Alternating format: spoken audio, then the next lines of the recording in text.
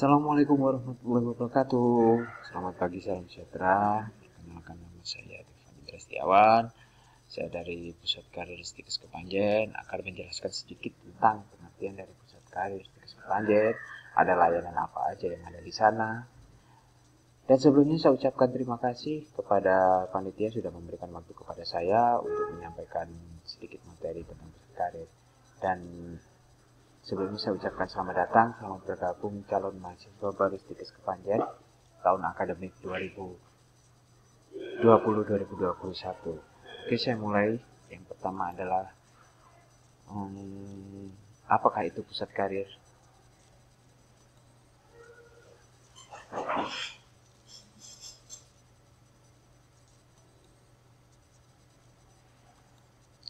Mengapa saya gambarkan ada dua gambar di sana? Yang pertama jembatan dan yang kedua orang menyeberang tanpa jembatan. Nah, disinilah peran Pusat Karir Stikes Kepanjen pada saat ini, yang merupakan sebuah lembaga di dalam struktur perguruan tinggi yang memiliki dan melakukan fungsi mempertemukan antara mahasiswa dan lulusan pencari kerja dengan pengguna tenaga kerja. Di sini saya juga akan memberikan informasi-informasi tentang lowongan-lowongan yang ada saat ini dan tren apa saja yang saat ini sedang berkembang di dunia kerja. Layanan pusat karir. Layanan pusat karir Stikes Kepanjen mencakup 4 hal atau 4 bidang. Yang pertama adalah kompetensi mapping, yang kedua career preparation, yang ketiga ada graduate placement, dan yang keempat ada tracer study. Kompetensi mapping. Kompetensi mapping merupakan asesmen bagi mahasiswa tingkat akhir untuk semester 5 prodi D3 keperawatan dan semester 7 untuk prodi S1 keperawatan. Dan juga di sana ada layanan konseling karir, ada talent mapping seperti tes TOEFL dan sebagainya. Career preparation. Mengapa disebut career preparation? Karena kita wajib sebagai seorang mahasiswa untuk menyiapkan karir kita.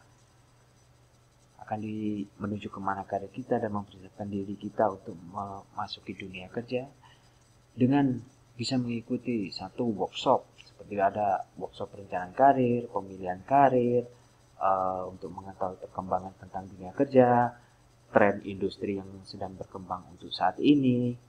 Juga nanti ada workshop-workshop seperti tips membuat kurikulum vitae atau CV, ada tips untuk mengikuti psikotes, dan yang terakhir ada trik-trik menghadapi wawancara, dan juga ada peningkatan soft skill.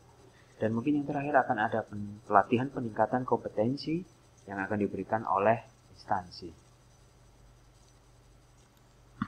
Graduate placement. Graduate placement merupakan pemberian informasi kerja melalui grup WhatsApp alumni. Ada juga nanti yang akan kita sampaikan di websitenya Karir Center Stikes Kepanjen atau Pusat Karir Stikes Kepanjen melalui wordpress.com. Ada yang kita tempel di papan pengumuman pusat karir. Juga mungkin ada kampus hiring atau rekrutmen kerja di kampus Stikes Kepanjen.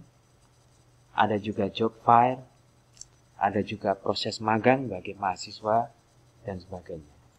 Dan yang keempat ada tracer study.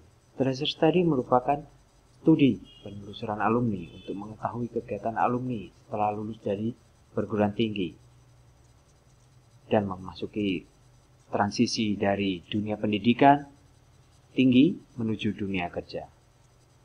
Dan 2 tahun setelah lulus, alumni tersebut wajib mengisi kuesioner tracer study yang akan disampaikan oleh tim Pusat Karir Stikes Kepanjen, biasanya melalui media WhatsApp, ataupun juga nanti ketika alumni tersebut datang ke Stikes Kepanjen. Career option bagi lulusan keperawatan. Yang pertama, seorang perawat.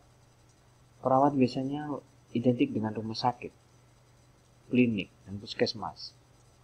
Mereka adalah merupakan instansi yang sering membuka lowongan kerja sebagai seorang perawat pada tiap tahunnya. Mungkin bisa saya contohkan seperti di Rumah Sakit Pertamedika, rumah sakit milik Badan Usaha Milik Negara yang ada di Jakarta sana, seperti Rumah Sakit Umum Daerah Dr. Sutomo, rumah sakit milik pemerintah, dan juga ada rumah sakit swasta seperti Siloam Hospital, milik Lipo Group yang sekarang sudah berkembang begitu pesatnya. Hampir di setiap kota besar di seluruh Indonesia selalu ada Siloam Hospital. Dan juga mungkin sebagai informasi yang lebih baik lagi, jika seorang perawat tersebut mampu atau berangkat menuju luar negeri, karena di luar negeri juga beberapa negara Asia, Eropa maupun negara Timur Tengah setiap tahunnya juga selalu membuka lowongan kerja bagi seorang perawat dengan gaji yang begitu besar. Untuk saat ini ada 3 negara yang mungkin sampai sekarang membutuhkan tenaga perawatnya dari Indonesia. Yang pertama ada negara Jepang, yang kedua ada negara Taiwan, dan yang ketiga ada negara Singapura. Tidak lupa juga akan saya sampaikan di sini negara Timur Tengah seperti Arab Saudi, Kuwait, dan Qatar. 3 negara tersebut sekarang sedang berlomba-lomba membangun sarana dan prasarana kesehatan seperti rumah sakit dan sebagainya. Mereka juga akan memberikan gaji yang begitu besar kepada seorang perawat yang mau bekerja di sana. Tak lupa juga dari Eropa seperti negara Jerman maupun Belanda. Pada setiap tahunnya mereka selalu membutuhkan begitu banyak tenaga-tenaga perawat, khususnya dari Indonesia.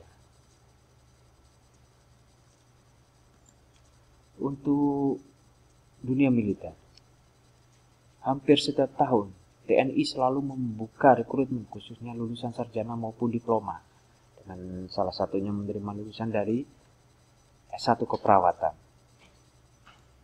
Dari asuransi, perawat juga dibutuhkan di dunia asuransi, di dalam perusahaan asuransi dengan posisi kerja seperti claim analyst, provider relationship office, customer relationship office, dan lain-lain. Contoh-contoh perusahaan asuransi yang saat ini membutuhkan tenaga perawat. Yang pertama ada Mandiri Inhal, BNI Life 46, ada juga Ad Medica, milik Telkom Indonesia, ada juga perusahaan terbesar perusahaan asuransi terbesar di luar negeri, ada Allianz. Untuk dunia industri, perawat juga dibutuhkan dalam dunia industri sebagai tenaga paramedis atau sebagai staf K3. K3 adalah keselamatan kesehatan kerja. Dan biasanya membutuhkan tenaga perawat di bidang industri ada perusahaan pertambangan Pama yang terbesar di Kalimantan, ada juga di Nestle, perusahaan susu, dan lain-lain. Ada PT Sukovindo, ada juga di PT KAI Indonesia. Perawat juga bisa membuka usaha melalui usaha praktik mandiri, keperawatan, salah satunya membuka praktik perawatan luka, ada juga membuka home care, baby spa, dan lain-lain. Mungkin jika ada pertanyaan bisa disampaikan ke panitia, karena mungkin cukup waktu saya menyampaikan informasi tentang pusat kaderistik Kepanjen. Kurang lebihnya saya mohon maaf jika ada kesalahan ucap atau kata saya. Mungkin jika ada yang mau ditanyakan nanti bisa mencatat nomor WhatsApp saya ini, bisa melakukan komunikasi dengan saya pada jam kerja. Dan satu hal lagi mungkin akan saya sampaikan bonus informasi gaji yang di slide terakhir ini sangat menggiurkan bagi teman-teman semuanya.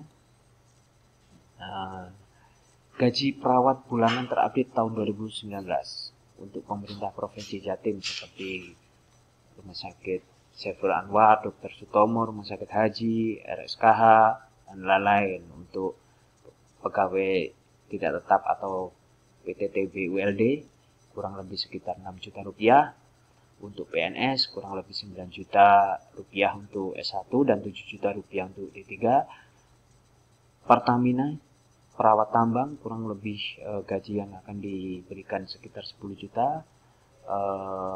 PT Surveyor bagi bagian K3 PLN kurang lebih sekitar 6 juta, BPJS ketenaga kerjaan, BPJS kesehatan untuk pegawai tetap kurang lebih 3,9 juta, pegawai tetap kurang lebihnya 8 juta. Ada juga di asuransi seperti Mandiri Health kurang lebih 5 juta. Ada juga di Telkom Ad Medica kurang lebih 4-5 juta. Ada juga untuk gaji di Puskesmas Kabupaten Malang, khususnya Kabupaten Malang, untuk honorer Puskesmas kurang lebih 300-500 ribu, dan untuk honorer dinas kesehatan gaji pokok 1,5 juta dan JP 1 juta rupiah. Dan yang sangat menggiurkan lagi mungkin untuk gaji perawat yang ada di luar negeri, khususnya di Jepang, untuk program G2G, gaji kotor kurang lebih yang diterima 22 juta per bulan, belum termasuk lembur, virapat, bonus akhir musim panas maupun musim dingin. Sebelumnya saya ucapkan terima kasih dan saya mohon maaf jika ada salah-salah kata, kurang lebihnya saya minta maaf. Dan akhir kata, wassalamualaikum warahmatullahi wabarakatuh. Sampai jumpa.